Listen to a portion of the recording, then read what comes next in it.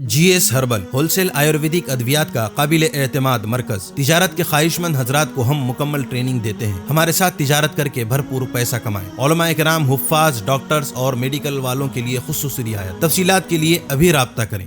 Choco star اعلیٰ quality کے عمدہ لذیذ چاکلیٹس، علماء، حفاظ اور تجارت کرنے والوں کے لیے بہترین موقع۔ چوکو اسٹار اورنگ آباد۔ مزید تفصیلات کے لیے ابھی کال کریں۔ سنشائن ہربل مایوس شادی شدہ مردوں کے لیے جڑی بوٹیوں سے تیار کردہ اثردار دوا۔ اس کے علاوہ وزن بڑھانے اور موٹاپا کم کرنے کے لیے لاجواب دوائیں انڈیا میں کہیں بھی حاصل کرنے کے لیے ابھی کال کریں۔ بسم اللہ الرحمن الرحیم۔ السلام علیکم ورحمۃ اللہ وبرکاتہ۔ محترم ناظرین اکرام، تحفظ دین میڈیا میں آپ کا استقبال ہے، خیر مقدم ہے۔ ہمارے خصوصی شو پرائم ٹائم میں ہوں آپ کا دوست ابرار الحق۔ ناظرین، ترکی کے ہائی الیکشن بورڈ یعنی کہ YSK نے اعلان کر دیا ہے کہ کوئی امیدوار صدارتی انتخابات میں کامیابی کے لیے مطلوبہ 50% ووٹ حاصل نہیں کر سکا ہے۔ بورڈ نے صدر کے انتخاب کے لیے دوسرے مرحلے کے لیے 28 مئی کو ووٹنگ کرنے کا اعلان کر دیا ہے۔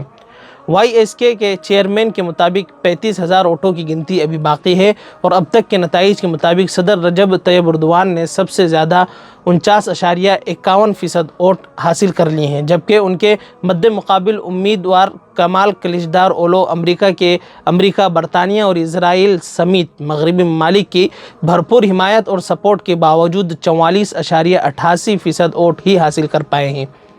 انتخابات میں تیسرے نمبر پر آنے والے صدارتی امیدوار سینان اورگن ہیں، جو اب تک 5.3% ووٹ حاصل کر سکے ہیں۔ تجزیہ کاروں کا کہنا ہے کہ سینان انتخابات کے دوسرے مرحلے میں کنگ میکر ثابت ہو سکتے ہیں۔ اسٹریٹجک ایڈوائزری سروس نامی کنسلٹنٹ فرم کے منیجنگ ڈائریکٹر حقان عباس کا کہنا ہے کہ اگلے 2 ہفتے ترکی کی تاریخ کے طویل ترین 2 ہفتے ہو سکتے ہیں، جن میں بہت کچھ متوقع ہیں۔ وہ کہتے ہیں کہ انہیں استنبول اسٹاک مارکیٹ کے کریش ہونے کا اندیشہ بھی ہے اور ملکی کرنسی میں بھی بڑی گراوٹ آ سکتی ہے۔ ناظرین، یہ تو تھی ترکی الیکشن کی اب تک کی اپڈیٹ، لیکن ناظرین، ان دنوں ہمارے حلقے میں یا معاشرے میں ایک سوال کھڑا ہوا ہے کہ ہم بھارتی مسلمانوں کو اس سے کیا لینا دینا ہے، جبکہ ہماری قوم انڈیا کے الیکشن میں اتنا انٹرسٹ نہیں لیتی، لیکن ترکی اور صدر رجب طیب اردوغان کے لیے ہم کیوں اتنے بےتاب اور پریشان ہیں؟ صدر اردوغان نے آخر ہم انڈین مسلمانوں کے لیے کیا ہی کیا ہے؟ ناظرین، صدر رجب طیب اردوغان کی ایک ویڈیو بھی ان دنوں گردش کر رہی ہیں، جس میں ہماری حمایت میں موب لنچنگ کے خلاف آواز اٹھا رہے ہیں۔ کتنے صراحت اور وضاحت کے ساتھ وہ دہشت گردی پر تنقید کر رہے ہیں، وہ بھی اتنی صراحت سے کہ میں بھی انہیں ادا نہیں کر سکتا اور نہ ہی اسے دیکھا جا سکتا ہوں اور نہ اسے دکھا سکتا ہوں، لیکن شاید کمنٹ باکس میں کوئی بندہ خدا اس کے لنک شیئر کر دے، تب آپ اسے دیکھ لینا۔ ناظرین، یہ دلیل تھی ان لوگوں کے لیے جو اپنے کسی فائدے کے سبب ہی اردوغان کی حمایت کرنا چاہتے ہیں اور سوال کرتے ہیں کہ آخر اردوغان نے ہمارے لیے کیا ہی کیا ہے؟ کیوں ہم انڈین مسلمانوں کے لیے دیوانے ہوئے جا رہے ہیں؟ حالانکہ ہمارے نزدیک یہ سوال غلط ہے، کیونکہ ایمان کا نظریہ اپنے مفادات سے بالا تر ہو کے مسلمانوں کو ایمانی بنیادوں پر آپس میں معاونت و محبت کی تعلیم دیتا ہے۔ دنیا کے کسی بھی کونے میں اگر کوئی بھی مسلمان کچھ مسلمانوں کو فائدہ پہنچاتا ہے تو وہ ہماری حمایت کا مستحق ہیں، چاہے کہ اردوغان تو ایک پورے خطے کو اسلامی اعتبار سے مضبوط اور مستحکم بنانے میں لگے ہوئے ہیں۔ وہ اقوام متحدہ میں فلسطینیوں کی مضبوط آواز ہیں، تو وہی عالمی اسلامی برادری کے حق خودداریت کے علمبردار بھی ہیں۔ اللہ کا بے حد شکر ہے کہ اس نے ایک ایسا حکمران آج بھی مسلمانوں کو دے رکھا ہے جو اسلام میں تحریف کی صداؤں کے خلاف بھی آواز اٹھاتا ہے۔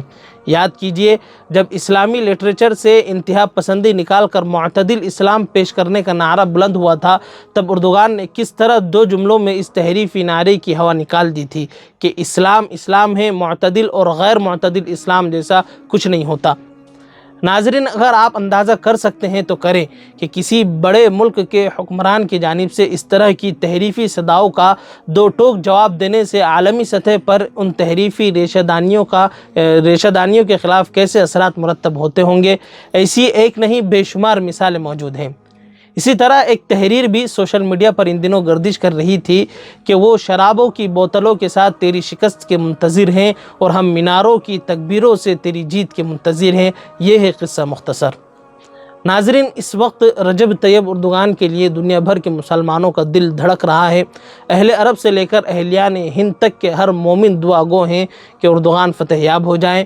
مومنین و مومنات کی اس دھڑکن کو سمجھنے کے لیے ایمانی دل چاہیے اور بس ایمان کا نظریہ جب دل میں دھڑکتا ہے تو امت ہونے کا مطلب خون میں دوڑنے لگتا ہے، اور امت ہونے کا مطلب یہ ہے کہ دنیا کے کسی بھی کونے میں موجودہ امتی کے کامیابی اور سربلندی کے لیے دل مضطرب ہوں۔ یہ یقین دل میں راسخ ہونا چاہیے کہ دنیا کے کسی بھی کونے میں کامیاب ہونے والا مومن مجموعی طور پر امت کی اجتماعیت کو ہی مضبوط کرتا ہے، اور امت کی مضبوطی ہمارے سب سے زیادہ بڑا فائدہ ہے اور سب سے ترجیحی مفاد ہونا ہی چاہیے۔